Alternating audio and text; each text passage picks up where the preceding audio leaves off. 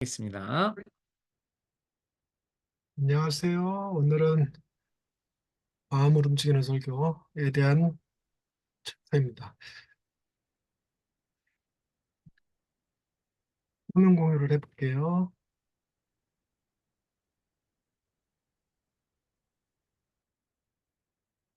틴켈러의 설교를 어, 복음 전도적 강해 설교라고 부르거든요. 복음 전도적 강해 설교라고 부르는 이유가 틴켈러 우리 설교라는 책 다루면서 앞부분에 설교는 주제 설교가 아니라 강해 설교해야 된다는 얘기를 좀 길게 다룬 부분이 있었어요. 그래서 틴켈러 설교를 강해 설교라고 하고, 그리고 그리스도 중심적 설교. 그러니까 그리스도 중심적 설교랑 티켈러가 말하는 복음적인 설교랑 좀 조금 다르다고 느끼긴 하는데 얼추 대충은 그냥 비슷한 의미로 쓰더라고요. 그래서 복음이 들어가고. 근데 제가 이해하기 어려웠던 게 이 복음을 전하면서 강해 설교인데 어떻게 전도적 설교가 될 수 있을까 하는 부분이었어요. 근데 거기에 대한 해답을 오늘 이번 챕터에서 볼 수 있었던 것이 무엇이냐면 이런 워딩이에요. 내 이웃에 사는 누군가가 이 설교를 들었으면 좋겠어 라고 하는 느낌이 들게 하는 설교. 즉, 우리 회중 안에는 이러한 니드, 본문에서 얘기하는 니드가 딱 맞는 사람이 없는데 라고 생각하면 우리가 어, 회중의 니즈에 맞춰서 본문을 재해석하려는 욕구가 생겨요. 근데 틴켈러는 그렇게 하지 않고 본문이 이혼을 얘기하고 있고 회중 가운데는 이혼한 사람이 없고 이혼할 사람도 없다 해도 이혼에 대한 얘기를 해야 이혼한 누군가가 들으면 좋겠다라는 생각을 했고 데리고 온다는 것입니다. 이제 그런 의미에서 전도적 설교. 또 다른 측면에서는 설교 내용이 어렵지 않다는 거예요. 그래서 우리 기독교인들만 알고 있는 내용 가지고 혹은 그런 예화들만 가지고 설교를 구성하는 것이 아니라 다른 사람들도 알 법한 이야기들, 그리고 일반 문화에 대한 내러티브들을 그대로 가지고 와서 내 이웃 누가 들어도, 내 친구 누가 들어도 충분히 이해할 수 있는 설교다라는 생각이 들 때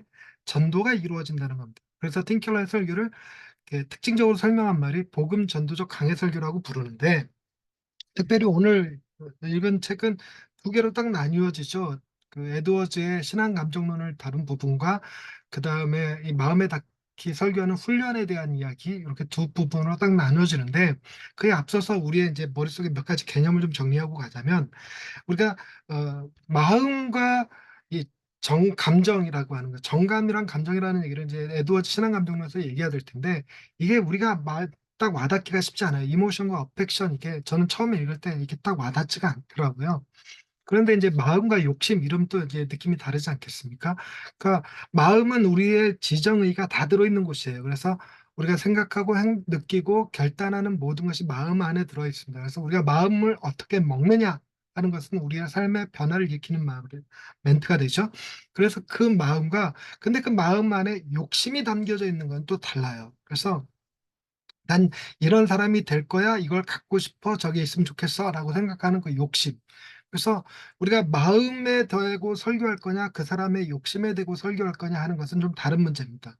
근데 한국 설교들이 대부분 이 욕심에 포커스가 많이 맞춰져 있어요. 욕심은 두려움을 자극하기도 하고 혹은 욕심을 자극하기도 하는데, 그래서 하나님을 가까이 하면 복을 받는다, 이건 우리의 이 욕심에 자극하는 것이고, 하나님께 순종하지 않으면 벌을 받는다, 이건 우리 두려움에 자극하는 말이잖아요. 그러니까 그런 것들은 우리의 마음을 변화시키지 못한다는 거예요. 일시적인 결단은 할 수 있지만 그 우리의 욕심에 부합되는 설교들은 결코 사람의 삶을 장기적으로 변화시키지는 못한다는 내용인데, 그런 이걸 어떻게 우리 설교에 적용해 볼 수 있을까 할 때 아름다움과 유용성입니다. 우리가 유용성, 예수 그리스도를 믿는 것이 우리에게 얼마나 유익한가. 예수 그리스도를 믿으면 하나님의 자녀가 되고 천국에 들어갈 수 있고 행복하게 살 수 있고, 이건 다 유용성이에요. 병이 낫고 사업이 잘 되고 하는 것들. 근데 그런 거에 포커스가 맞춰지게 되면 우리의 욕심이 반응을 합니다. 즉, 예수님께서 병든 자를 고쳐서 내 병도 고쳐주시옵소서, 예수님께서 물이 변하여 포도주가 되게 해서 하나님 내 인생도 포도주와 같이 되게 해주옵소서 하는 것들은 다 우리의 유용성, 욕심과 부합돼서 공감을 불러일으켜요. 그런데 우리의 마음을 변화시키기 위해서는 이 유용성을 설교하기보다 그리스도가 얼마나 아름다우신 분이신가를 설교할 수 있을 때 우리의 마음이 반응한다는 거예요. 그래서 우리는 정말 아름다운 것을 봤을 때 내 인생을 헌신하고 싶어집니다. 가장 쉽게는 지금의 사랑하는 아내를 처음 만났을 때 아내의 아름다움을 보고 난 당신의 연예인, 넌 당신을 위해서 평생 살 것 같이 뭐 이렇게 얘기하는 것들 전부 다 그런 개념들이죠.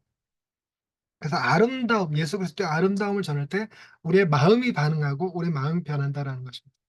그런데 문제는 우리가 설교를 할 때 우리가 마음으로 설교를 하느냐, 우리의 욕심으로 설교하느냐도 좀 다른 측면이에요. 우리가 지금 이 팀 켈러의 설교라는 걸 배우고 있지만 이것도 우리가 마음으로 설교하는 법을 배운다기보다 처음의 시작 자체가 우리가 어떻게 하면 더 설교를 잘할 수 있을까? 성도들한테 인정받을 수 있을까? 성도들의 삶을 변화시킬 수 있을까? 하는 어떤 우리 내면의 욕심들이 있습니다. 그 욕심들이 설교를 준비할 때 자기를 드러내고 싶고 자기를 집어넣고 싶고 하는 그런 욕구들이 생겨요. 그래서 욕심으로 설교하는 것은 성도들의 뭐와 공명을 할까요? 그들 안에 있는 욕심과 또 공명이 됩니다. 그런데 우리는 좀처럼 마음으로 설교하기가 잘 안 돼요. 심지어 우리가 이번 챕터를 하면서 하는 것 중에 하나가 뭐가 있냐면 설교를 준비할 때 기도가 풍부해야 된다. 풍성한 기도 생활을 해야 된다는 말이 나오거든요. 그 말을 할 때 우리가 이 훈련을 받을 때 쓰던 건데 성도들이 이 말씀을 통해서 변화받게 해 주옵소서, 어느 성도가 이 설교를 통해서 마음이 뒤집어지게 해 주시고 결단하게 해 주시고 이런 식의 기도, 중보 기도를 하라는 게 아닙니다. 우리가 말씀을 준비하면 그 말씀에 내 마음이 반응해서 내가 회개할 것들, 내가 새롭게 결단해야 될 것, 내가 새롭게 의지해야 될 것, 내가 새롭게 받아들여야 될 것, 내 마음을 위한 기도를 해야 된다는 거예요. 근데 우리는 그 마음으로 기도하지 못합니다. 그러다 보니까 우리가 본문을 딱 놓고 본문을 내 마음을 통과시켜서 내게 주었던 그 말씀의 위로를 전달하기보다 그 말씀을 이성적으로 분내하고 강의, 그러니까 서기하고 이래서 주회에서 지식을 전달하려는 경향이 좀 있어요. 그리고 그들의 어떻게 감정을 건드려 볼까 해서 재밌는 예와 감동적인 예와 끌어다가 이렇게 이렇게 뭐라 그러죠? 이거 친다고 그러죠. 조미료 친다고 하죠. 이렇게 해갖고 설교를 만드는 경우가 이게 다 욕심으로 설교하기거든요. 그런데 뭐 정말 우리가 마음으로 설교를 하는가? 아니면 욕심으로 설교하는가? 이것도 중요한 초점으로 보셔야 될 거고. 그리고 이제 무엇보다도 이 설교책의 전반에 흐르는 내용이 뭐냐면 창조 타락 구속 회복이라고 하는 주제예요. 그래서 성경을 단편적인 추상적인 명제로 전하는 것이 아니라 이미지로 전하고 그리고 그 안에 담긴 스토리에 상상력을 더하고 놀라게 하고 이런 표현들이 다 이 창조 타락 구속 회복이라고 하는 흐름, 발단 위기 절정 결말이라고 하는 이야기의 흐름을 이해한다면 이게 쉽게 나올 수 있는 얘기거든요. 지금 우리가 지금 살아가고 있는 시대는 구속이라고 하는 시대예요. 회복이라는 시대는 다시 오실 예수님을 통해서 이루어지게 될 텐데 다시 오실 예수님의 때는 우리의 상상력을 필요로 하죠. 그리고 그 예수님의 때에 일어날 일들은 굉장히 충격적이에요. 우리가 어, 감히 상상하기도 힘들었던 것들이 실제로 이루어지는 굉장히 놀라운 사건들이 펼쳐지는 그런 시대가 회복의 때죠. 주님이 다시 오실 때입니다. 그런 것들을 선포하는 소망을 선포하는 거죠. 그래서 이제 믿음이라는 것은 무엇을 의미하는가?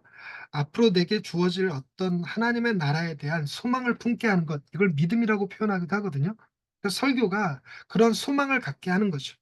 그것을 우리가 이거다라고 이렇게 풀어서 설명한 게 오늘 챕터지만 창조 타락 구속 회복이라고 하는 이야기 틀이 그런 특성들을 가지고 있습니다. 그 특성들에 대한 이해가 좀 필요하고요. 그리고 가장 크게 이제 제가 아쉬움을 느끼는 거는 뭐냐면 우리 이제 책이 이 책뿐만 아니라 다른 책들도 이 적용이라고 쓰여져 있는 부분, 리셉션이라는 단어를 그 적용이라는 말로 주로 많이 번역을 해놨어요. 그러니까 우리가 생각할 때 적용은 행위 적용, 마음 적용할 때 그 행위 적용에 많이 그 사용되어지는 어느 어딩처럼 써요. 첫 번째 뭐해라, 두 번째 뭐해라, 세 번째 뭐해라 하는 거죠.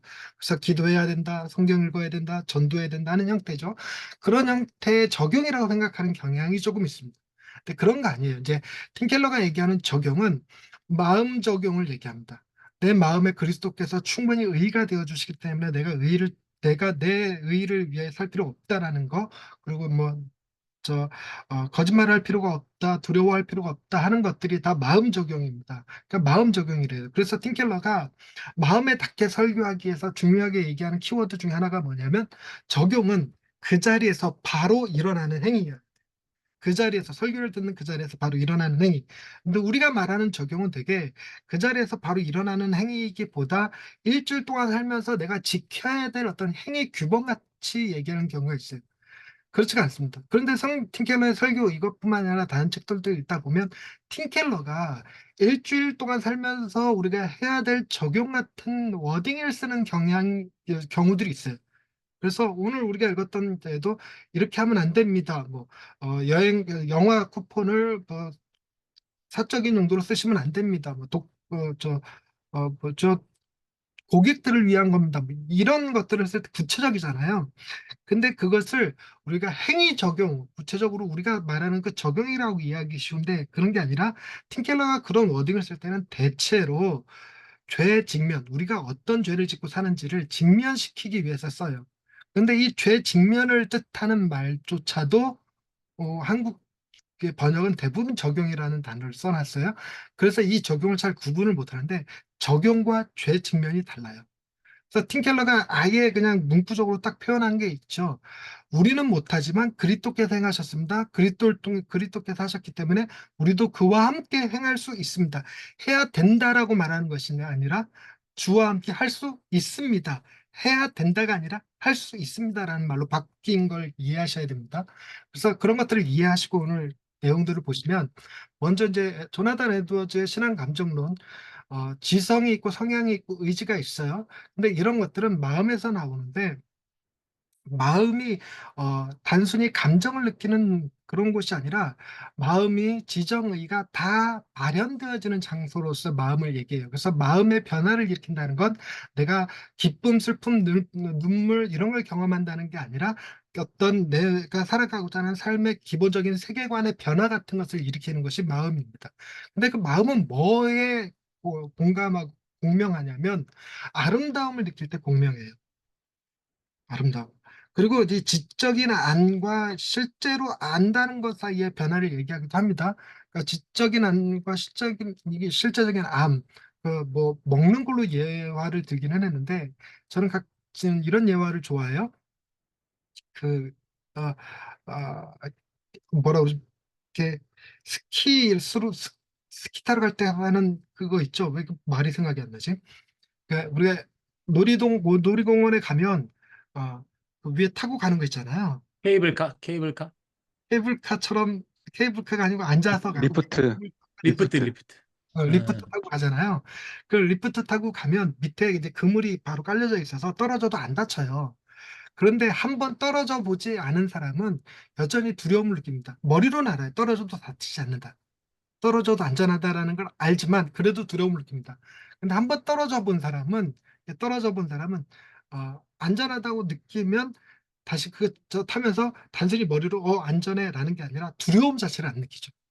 근데 우리 하나님이 우리를 모두 다 받아주셨어라고 하나님은 우리를 모두 다 용납하여 주셔서 머리로 알지만 그러나 우리 행위가 잘못됐다고 느껴질 때 두려움이 와요. 그리고 우리가 무엇인가 잘했을 때 거기에 대한 상급을 기대하죠. 그러니까 이런 것들이 다 우리가 실제로 아는 것과 우리의 감정이 다르게 움직입니다. 그런데 이것을 통합시키는 것. 여기서는 이제 아는 것이 먼저 중요하다는 얘기를 하기는 합니다. 알고 그것이 실제로 경험되어지는데 다 경험할 수는 없어요. 그래서 이미지를 통해서 그 우리의 가지고 있던 기존 경험과 상상력이 결부되어졌을 때 머리로 아는 것이 실제로 경험되어지는 듯한 느낌을 갖게 만들어야 그것이 정감이라고 부른다고 그래요. 정감. 그래서 마음의 가장 격정적이고 감각적인 발현. 그래서 성령의 열매 같은 거라고 얘기하는데요. 근데 이 정감은 어디서 오나 어떤 대상의 아름다움과 탁월함을 감지했을 때 전인, 감각과 생각과 의지와 이런 것들이 다 우리 영혼으로부터 다 나오는 성향이 정감이라는 거예요. 그래서 정감은 세계관과 같은 것이고 무의식과 같은 것이어서 항구적이에요. 변하지 않습니다. 그리고 오래 가요. 그래서 내가 상 받기 위해서 어떤 행동을 해야 된다 그러면 누군가가 볼 때만 행동하지만 우리의 정감이 변화되었으면 누가 보는 사람이 없어도 다른 일을 행할 수 있게 됩니다. 네, 이해하셨을 거라고 넘어가고. 두 번째로 우리 머리와 마음 사이에 궁극적인 괴리가 존재하지 않아요. 그런데도 우리는 이게 떨어져 있다고 느낍니다. 떨어져 있다고 느껴서 머리로 아는 것과 마음으로 아는 것은 다르다고 생각하는데 그렇지 않다는 주장이에요. 이거를 하나로 합칠 수 있다는 것입니다. 근데 우리는 사실 저도 이게 많이 떨어질까 머리로 아니 머리로는 알지만 머리에서 가슴으로 내려가기까지 이게 가까운 것 같아도 되게 멀다고 느끼죠. 멀다고 느끼는데 에드워즈는 그렇지 않다고 얘기합니다. 근데 하나님의 돌보심을 알면서 두려움으로 떨고 있다면 진짜로 아는 것이 아니라는 거죠. 괴리로 벌어진 게 아니라 모른다는 거예요. 우리가 머리에서 가슴으로 내려오지 못한 것들은 모르고 있는 거예요. 그러니까 추정하는 것뿐이죠. 그럴 거라고 추정하는 거. 근데 우리가 진짜로 알게 된다면 하나님을 단순히 두려워하는 것으로 끝나지 않고 경외함으로 나아갈 수 있어요. 경외함으로. 근데 그리스도인들이 이미 알고 있지만 실제로는 알지 못하기 때문에 만일 진짜로 알게 된다면 그들의 정감이 움직였을 것이고 또한 행동도 변화되었을 것이라고 얘기합니다. 세계관이 바뀌면 행동도 변하죠. 우리가 안다고 생각하는 것이 마음에 실제로 다가오도록 해야 되는 게 설교고 설교자의 책무는 우리의 머리에 알고 있던 그것이 실제로 살아 움직이도록 만드는 것이 우리의 설교의 목표라고 할 수 있겠습니다. 마음에 닿게 설교하는 훈련은 6가지로 얘기합니다. 정감 있게 하라, 상상이 되게 하라, 놀라게 하라, 기억하기 쉽게 하라, 그리스도 중심적으로 하라, 적용 가능하게 하라. 근데 정감 있게 하라.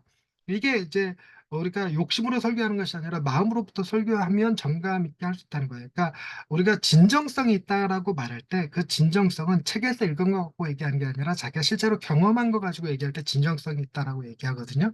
그러니까 영혼 없는 설교, 그러니까 단순히 머리로 공부해서 학자적으로 준비한 설교 말고 그것이 내가 진짜로 경험되어져서 내 마음을 움직였고 내 삶을 변화시켰고 나로 하여금 울게 했고 나로 하여금 회개케 했던 설교, 그걸 가지고 설교하라는 겁니다.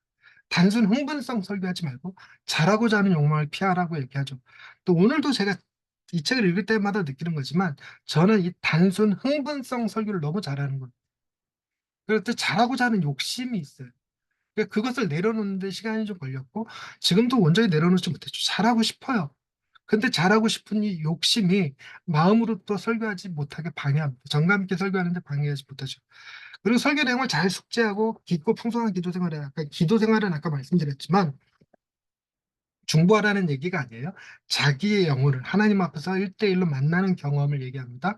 그리고 설교를 잘 숙지해야 되는데 이걸 잘 못하시죠. 그러니까 이게 머리로 준비한 설교는요. 내가 그 마음에서 뽑아낸 내 문장이 아니고 옮겨 적은 문장이기 때문에 옮겨 적은 문장은 암기가 잘 안 돼요. 근데 내가 한 문장 한 문장을 내 마음에서 끄집어낸 설교라면, 끄집어낸 문장이라면 내가 그것을 애우려고 하지 않아도 되죠. 내게서 끌어낸 거기 때문에 애울 필요가 없어요. 이제 흐름이 힘들다 그러면 그때 이제 소제목 같은 것만 딱 적어놔도 소제목만 딱 보면 뭔 말하고 싶은지 알죠. 혹은 키워드만 적어놔가도 돼요. 그렇게 해도 되죠. 전체를 다 적을 필요가 없죠. 그렇게 해서 이제 설교 전체가 내 마음에 숙지가 돼야 되는데 우리가 찬양할 때도 마찬가지잖아요. 저는 찬양에 이 달란트가 없다 보니까 찬양을 애워서 이렇게 악보를 안 보고 연주하면서 찬양 인도하고 이걸 잘 못해요. 그래서 악보에 매여 있습니다. 악보에 매여 있다 뿐만 아니라 박자도 매이고 음정도 매이고 다 매여요. 그러다 보니까 이렇게 좀 딱딱한 찬양을 하게 돼요. 찬양 자체에 깊이 들어가는 일이 좀 못하고 찬양 안에서 자유를 경험하지 못하는데 설교도 마찬가지라는 거예요. 설교가 원고에 매여 있다 보면 내가 그 설교를 하면서 그 설교를 통해서 내가 듣는 게 잘 안 돼요. 그러니까 원고에 매여 있으면 전달하는 거에만 신경을 쓰죠. 그러다 보면 정감 있는 내 감정이 달면서 정감 있는 게 안 되고 쇼가 됩니다. 쇼 보여주기가 되죠. 그러니까 이제 내 마음으로부터 설교하는 것이 중요하다. 그다음에 상상이 되게 하라. 그러니까 이제 팀켈러가 그 컨퍼런스에서 그런 얘기를 한 적이 있어요. 자기 그 외삼촌이 그 안전벨트를 잘 안 매고 운전하시는데 가족들이 친척들이 자꾸 이제 잔소리하는 거 안전벨트 매시라고 안전벨트 매시라고 그럼 마지못해서 한 번씩 맨다고 그래요. 그런데 그 삼촌이 어느 날 보니까 우리가 안전벨트 그 친척들이 안전벨트 매란 말을 안 했는데도 안전벨트 매고 계시더래요. 그래서 무슨 일이 있었던 거냐고 물었더니 친구가 안전벨트를 안 맨 상태로 운전하다가 교통사고가 나고 창문을 뚫고 길에 떨어져서 중상을 입었대요. 그래서 그 병원 가서 그 친구를 병문안하고 그걸 보고 난 뒤에 그대로부터 계속 안전벨트를 철저하게 매신답니다. 그러니까 안전벨트를 매야 한다는 걸 머리로는 알고 있었지만 친구가 사고 당한 걸 실제로 보고 난 다음엔 그것이 마음으로 와서 나은 거죠. 근데 우리는 그걸 실제로 경험하는 것이 아니라 그 친구가 다친 걸 보면서 나도 다치는 게 상상이 된 거잖아요. 이거 안 맸을 때 나도 다치는 거 상상. 그러니까 그런 상상이죠. 이 상상만 나오면 이제 틴켈러가 에드워즈의 그 거미줄과 바위 이야기를 엄청 많이 해요. 이게 다양한 버전으로도 존재합니다. 거미줄과 볼링공으로 써놓은 책도 있고. 어찌됐건 거미줄로 떨어지는 무거운 거를 잡으려고 하는 것은 선으로 우리의 구원을 이루려고 하는 것이다. 지옥에서 우리의 선으로 벗어나려고 하는 것이다 하는 것들은 그냥 말만 할 게 아니라 이미지를 잡아야 된다는 거죠. 그러면서 나단의 이야기도 하고 이제 가인의 이야기도 하고 이렇게 하는 거죠. 그러면서 이제 예화를 잘 써야 되는데 문제는 예화를 고르기가 쉽지 않아요. 요즘은 AI한테 물어봐서 예화를 설정하는 방법과 툴이 있다고 하니까 이제 그걸 쓰면 좋겠지만 예전에는 그런 거 있었어요. 좋은 예화 하나 발견하면 본문을 바꿔버리는 그 예화에 맞는 본문을 바꿔버리는 그런 일도 하는데 어찌됐건 예화를 잘 활용하는 거, 이미지를 잘 그려내는 거, 보이도록 느끼도록 설계할 수 있는 거 이게 중요한데 쉬운 건 아닌 것 같아요. 어쨌든 그다음에 놀라게 하라. 이건 우리가 창조 타락과 회복이라는 걸 보면 우리가 다시 오실 예수 그리스도께서 이루시는 일들은 굉장히 놀라운 일들이에요. 그것은 우리가 SF적인 이야기들을 볼 때 그 안에서 우리가 꿈꾸는 미래, 상상하는 모든 것이 실제로 이루어지는 세계가 있다는 거죠. 그것을 우리 실제로 이루고 있음을 설명할 수 있어야 되는. 그래서 실제로 설교를 이렇게 설명하는 사람이 있었어요. 구약에서는 오실 메시아에 대한 설교였다면 지금 우리의 설교는 다시 오실 메시아에 대한 설교여야 한다. 이렇게 얘기하는 사람들도 있습니다. 그러니까 기억하기 쉽게 하라. 이게 기억하기 쉽게 설교하기 위해서는 우리의 언어가 좀 쉬워져야 돼요. 그러기 위해서는 이제 많은 독서가 필요하고 저 학교 다닐 때는 동화책 읽으라는 얘기를 잔소리를 참 많이 들었어요. 동화책 읽으라. 그래서 동화책을 안 읽으면 우리가 읽는 이 전문 서적들 때문에 말 자체가 어려워져요. 그러니까 동화책을 자주 읽어요. 저도 지금도 동화책을 예, 1년에 한 열 몇 권씩 읽긴 해요. 그래서 이 말을 좀 쉽게 하려고 노력합니다. 그런데 어, 이 모든 그 기억하기 쉽게 하라, 적용 가능하게 하라 이런 것들의 그 가장 중요한 훈련은 뭐냐? 책이라고 그래요. 독서. 독서가 제일 중요하다. 스펙트럼 넓게 다양한 책들 뭐 읽어라. 우리는 책 읽으라 그러면 너무 기독교 서적만 주구장창 읽어요. 그러니까 인문학을 잘 안 하는 경향이 있어요. 소설 잘 안 읽으시고 에세이 잘 안 읽으시고 철학책 잘 안 읽으시고 과학책 잘 안 읽으시고 저는 아예 안 읽는 책이 한 종류가 있어요. 저는 그 자기계발서도 읽긴 하지만 돈 관련된 책은 잘 안 읽어요. 아예 안 읽어요. 그러니까 경제 관련된 책. 뭐 아예 손이 안 가더라고요, 그건. 근데 잘하고 있다는 얘기가 아니라, 저도 이렇게 좀, 저는 편식 안 하고 책을 본다고 생각하지만 그런 것들은 또 안 보게 되더라고요. 어찌됐든, 깊은 영과 독서와 탐구를 통해서 우리가 그거를, 뭐라 그럴까, 우리의 어딩으로 만들어라가 아니라 그걸 차용하라는 거지. 캡처하라. 잡아채라. 그러니까 거기 우리가 읽으면서 나왔던, 저 좋아하는 편, 하나님은 무소부지하시다라는 말보다 더 아름답게 다가오는 말은 하나님의 눈을 피해 숨을 수 있는 벽 뒤란 존재하지 않는다. 이런 표현이 더 좋아요. 그러니까 그런 것들, 예, 이런 것들을 어, 일반 문문학 책들 읽으면서 다가오는 마음의 구조들이 있습니다. 그런 것들을 좀 적어놨다 쓰면 좋겠지만 그건 좀 노력이 좀 필요한 것 같고요. 그리고 그리스도 중심적으로 하라. 그리스도가 드러나지 않으면 좋은 강의일 수는 있지만 설교가 될 수 없다고 그랬죠. 그래서 그리스도가 드러날 수 있어야 돼요. 그래서 그리스도가 드러나기 위해서 심지어 아예 딱 그 멘트를 정해주죠. 틴켈러가. 우리는 이렇게 살 능력이 없습니다. 죄직면 앞에 시켰던 거예요. 죄직면 앞에 시켰던 거예요. 그리고 이렇게 살아야 됩니다. 저렇게 살면 되는 얘기도 나왔던 거예요. 다 죄직면입니다. 그런데 그렇게 사신 분이 계십니다. 그리고 그분을 믿음으로 우리도 이런 삶을 시작할 수 있습니다. 제가 좋아하는 표현은 하나님은 그런 삶을 우리에게 살게 하십니다. 이런 표현을 더 좋아합니다. 그래서 틴켈러의 다른 책에서는 그런 표현이 나와요. 마지막 문장, 이거 마지막 문장이라고 얘기하는데 마지막 문장을 주어를 반드시 하나님으로 써라. 그래서 우리가 이렇게 하십시다가 아니라 하나님이 우리에게 이렇게 하기를 원하신다. 하나님이 이렇게 하신다 하는 표현으로 쓰라는 거죠. 그래서 저도 이게 훈련을 많이 했지만 가끔 놓치긴 하는데 설교 끝에 하나님은 혹은 주님은 우리가 이렇게 살길 원하십니다. 이렇게 살게 하셨습니다. 살도록 이끄십니다. 이런 말로 맞춰요. 예전에는 그럼 설교가 안 끝난 것 같아요. 뭐 축원합니다. 뭐 이렇게 해야 끝난 것 같은 느낌이 들었었는데 지금은 그거 없이 이제 끝에 하나님이라는 문장을 단어만 넣어도 우리 교인들도 이제 설교 끝났구나 이렇게 느끼고 저도 설교 다 했다 이렇게 느끼고 이렇게 이제 뭐죠? 적응이 좀 됐어요. 그다음 적용 가능하게 하라. 이거 이 적용 가능하라가 원, 투, 쓰리가 아니에요. 지금 설교를 듣는 이 자리에서 마음의 두려움이 사라지게 하는 것, 그리고 마음의 욕심을 내려놓게 하는 것, 이게 적용이에요. 그래서 행위를 변화시키는 설교가 아니라 마음에 닿게 설교하는 겁니다. 마음에 닿게. 그래서 경고와 훈계, 격려와 세임주기, 위로와 다독거리기, 설득과 애원, 부추김 이런 여러 가지 방법들을 써서 그들을 마음에 다가가며 그 마음으로부터 삶의 변화가 일어나게, 정감이 변해서 세계관이 변해서 그 나머지 삶 전체가 변하게, 마음을 구부리지 말고 마음을 녹여서 새로 빚어내는 방식의 적용, 이런 걸 해야 된다고 얘기합니다. 그러면서 이제 다양한 청중을 이해할 필요가 있다고 얘기해요. 믿음을 거부하는 회의론자들, 한신이 얄팍한 명목상의 그리스도인들, 충성심이 나뉘고 우선층이 때로 뒤바뀌는 그리스도인들, 성숙하고 헌신된 그리스도인들, 네 가지 바트로 얘기했죠. 그래서 이번 챕터에 나온 딱 네 가지 종류의 청중인데, 틴켈러가 이걸 좀 더 자세하게 뒤에다가 이렇게 써놨어요. 이거를 제가 여기다 적어놨으니까 이걸 딱 뽑아서 설교를 준비하실 때 이 중에서 누구에게 해당하는 설교일까 하고 그 사람이 특정하는 거예요. 특정해놓고 상상하면서 그 사람이 듣고 있다고 상상하면서 설교하는 거죠. 그래서 우리는 그 사람을 특정하는 훈련이 잘 안 돼 있다 보니까 이걸 한 번씩 읽어보는 거예요. 이렇게. 그래서 의식적 불신자 이렇게 쭉 해서 요거는 그 참고하시라고 이 뒤에 그 주석에 나오는 각 주에 나오는 내용입니다. 네. 오늘 여기까지 하겠습니다. 수고하셨습니다.